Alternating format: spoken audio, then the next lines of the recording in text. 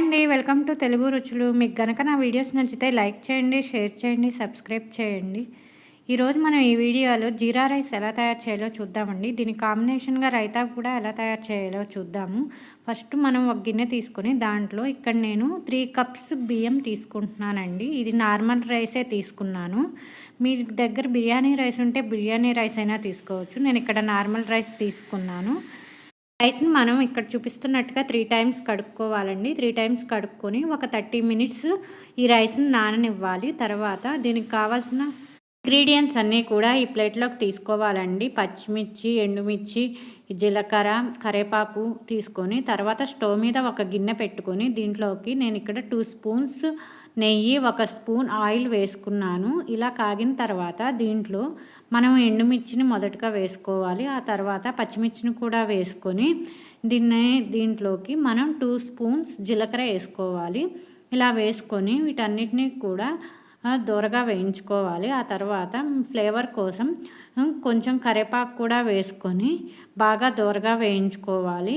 ఈ ప్రాసెస్ అంతా కూడా సిమ్లోనే జరగాలండి. సిమ్లో పెట్టుకొని బాగా దోరగా వేయించుకోండి. ఆ తర్వాత మనం నానబెట్టుకున్న బియ్యాన్ని మొత్తాన్ని కూడా వాటర్ తీసివేసి ఈ విధంగా గిన్నెలోకి ఉంచుకొని దీంట్లోకి ఆయిల్లోకి మనం గెంటెతో బియ్యం మొత్తం కూడా వేసుకోవాలండి. ఆయిల్లో బియ్యం వేగటం వల్ల ఫ్లేవర్ చాలా బాగుంటుంది.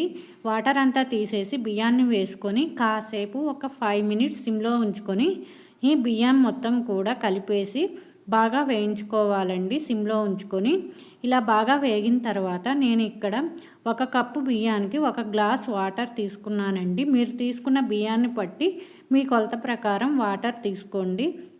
ఇలా వాటర్ అంతా తీసుకొని బాగా వేగిన కొంచెం సేపు వేయించుకున్న బియ్యంలోకి మనం తీసుకున్న వాటర్ని పోసుకోవాలి.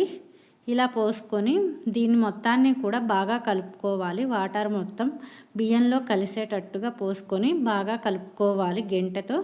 ఇలా బాగా కలిపి సిమ్లో ఉంచుకొని మనం ఈ అన్నం మొత్తాన్ని కూడా ఉడికించుకోవాలి. ఇలాగా గెంటెతో అంతా కలిసేటట్టుగా బాగా కలుపుకోవాలి. ఆ తర్వాత దీంట్లోకి మీ రుచికి తగిన విధంగా కొంచెం సాల్ట్ వేసుకోవాలి. సాల్ట్ అడ్జస్ట్ అవుతుందో లేదో చూసుకొని మీరు సాల్ట్ వేసుకోండి.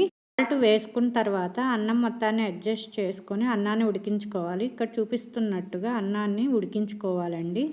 అన్నం అంతా ఇట్లా తయారవుతుందండి. బాగా ఉడికిన తర్వాత అన్నము ఇక్కడ చూపిస్తున్నట్టుగా బాగా పొడి పొడిగా వస్తుంది. మీరు కరెక్ట్ కొలతతో కనుక వాటర్ పోస్తే ఇలా పొడి పొడిగా అన్నం వస్తుందండి. అంతేనండి, సింపుల్గా అయిపోతుంది జీరా రైసు. ఇది మనకి రైతాలోకి చాలా బాగుంటుందండి.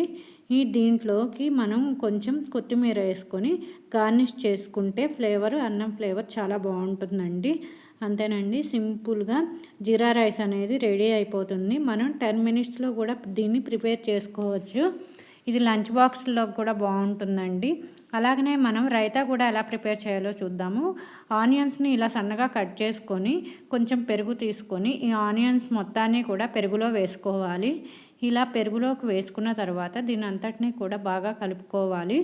ఆ తర్వాత దీంట్లోకి కొంచెం మనం మీ టేస్ట్కు తగ్గట్టుగా కొంచెం సాల్ట్ వేసుకోండి. కొంచెం సాల్ట్ వేసుకొని దీన్ని మీరు అడ్జస్ట్ చేసుకోండి. ఉప్పు సరిపోయే విధంగా చూసుకొని అడ్జస్ట్ చేసుకొని బాగా కలుపుకోండి. కొంచెం వాటర్ పడుతుందండి, అందుకని నేను ఇక్కడ కొంచెం వాటర్ పోసుకున్నాను. కొంచెం గట్టిగా ఉండటం వల్ల దీంట్లో నేను కొంచెం వాటర్ పోసుకొని ఈ రైతాని కొంచెం ప్రిపేర్ చేసుకున్నానండి. అంతేనండి, రైతా కూడా చాలా సింపుల్గా ప్రిపేర్ అయిపోతుంది. ఈ రైతా అనేది దీంట్లోకి జీరా రైస్లోకి చాలా బాగుంటుంది.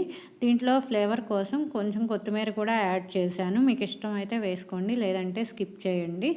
అంతేనండి, చాలా సింపుల్గా అయిపోతుంది రైతా కూడా.